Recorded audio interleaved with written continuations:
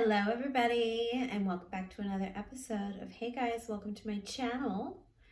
Today's a very special day. It's my mom's birthday and she would have been 67. And hold on. I'm speaking in the basement, as in the lower part of my register. And every time I do that, like by the third conversation of the day, my voice, my vocal cords are just shot, just completely shot. So I've got to use my upper register, which is not really even my upper register.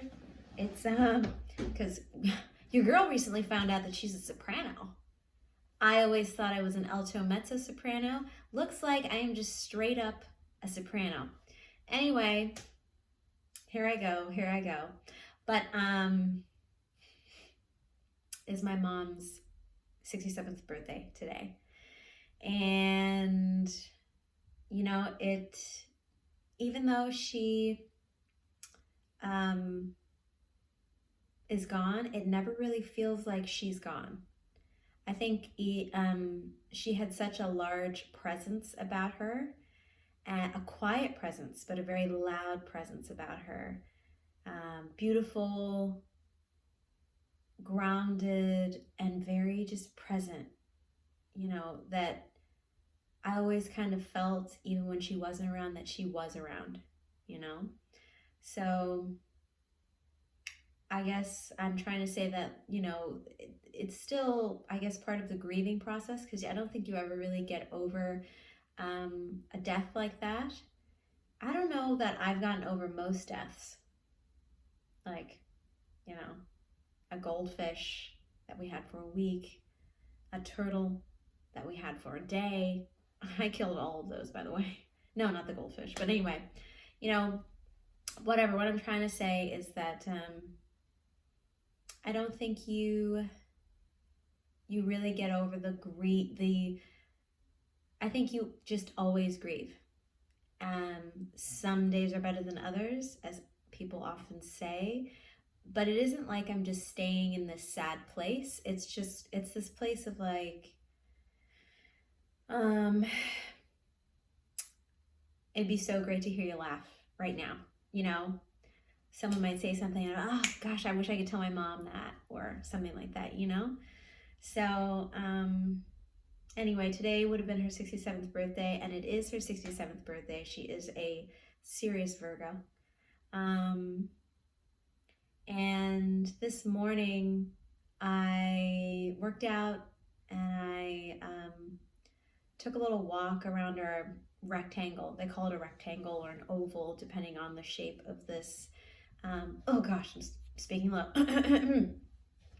Depending on the shape of this this grassy area, this park area. And so we have a square over in our area, and a large one. And I was just taking a walk around there just a few times to do some vocal exercises in the morning. And I passed this really small little Asian woman who was walking around barefoot. And I thought, oh, wow, barefoot, that's brave. Well, hey. And, I thought, well, good for her at her age. She's, brave enough to walk outside without her shoes on the grass and it's wet.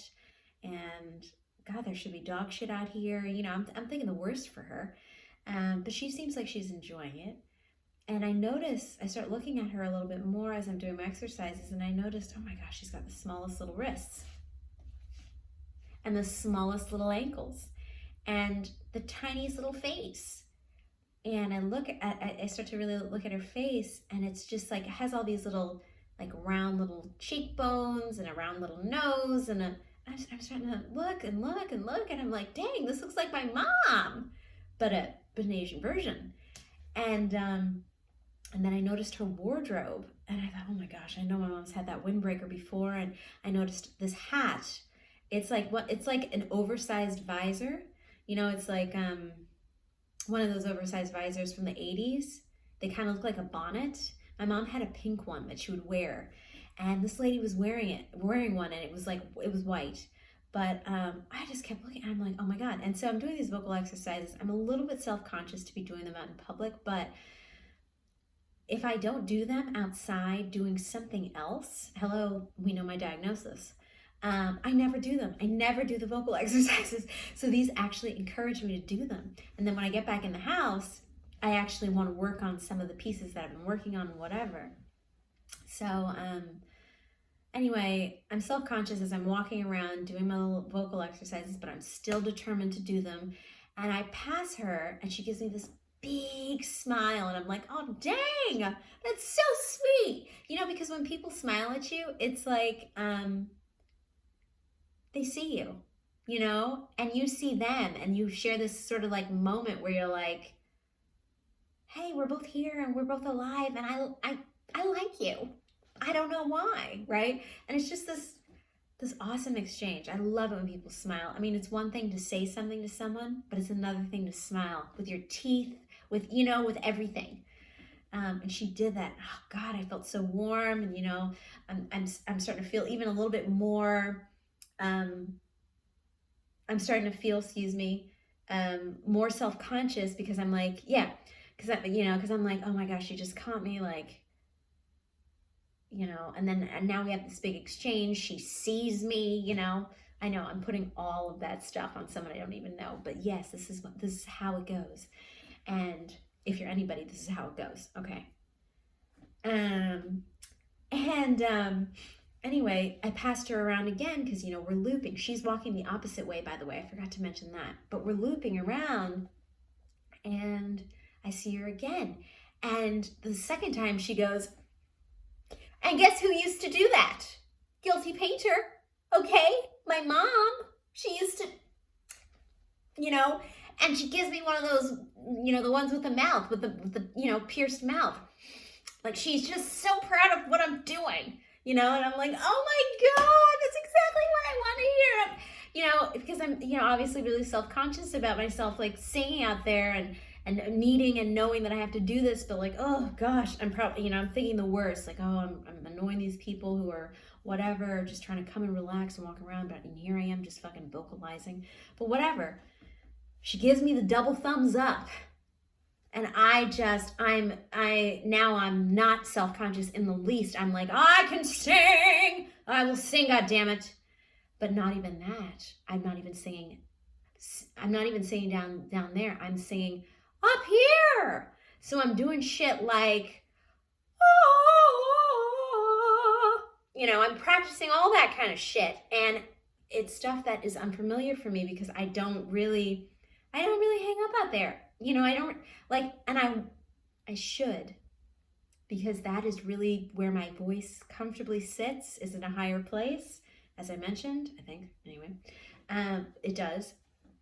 But it's weird because my mother taught me when I was young, really young. She said, you know, because I had a really sort of annoying, it wasn't annoying. It was young, happy, hyper, excitable, always excitable. And so it was really high pitched. And so my mom would often say, like, lower your voice. And I sort of took that as speaking a lower register. And she encouraged it. When she would hear that sort of lower register, she would say things like, that's better, you know, people will now be able to understand you, hear you better. And I just took that to mean that I should lower my voice so that people take me seriously. And as an adult, that's kind of what I unconsciously have like practiced, you know, from actually teenage to adulthood. Like I don't even realize it. And come to find out, lots of people, men included, but women mostly, go through similar. I don't know that they have a similar story, but you know, there is a truth to say that voices who are lower are more respected, or at least seen as a point of authority or a figure of authority. And so I wanted the same for myself, especially when my mom said that people would, you know, understand me better. So anyway, tangent, I'm going back. So it was really nice to have this woman give me the double thumbs up, and I felt so excited. And I'm starting to really use my voice and really use all access of it. And I'm getting towards the end of my vocal exercise, and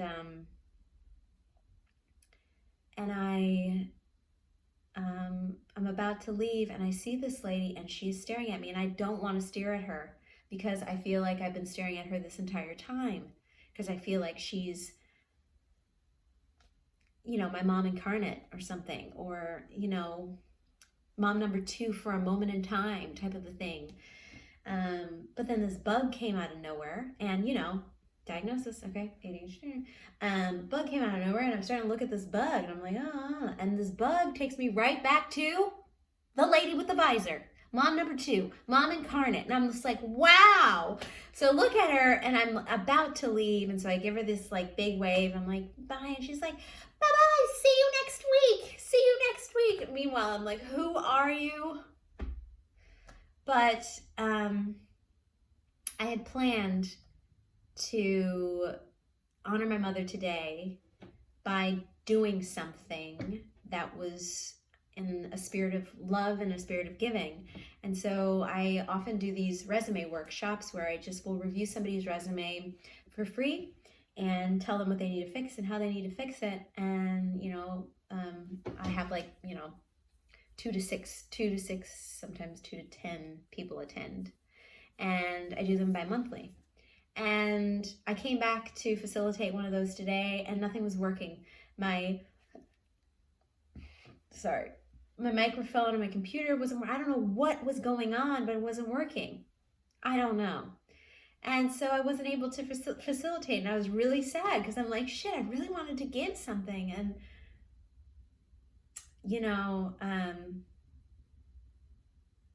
instead it was really cool to receive, because I received something on my mom's birthday, which was really weird.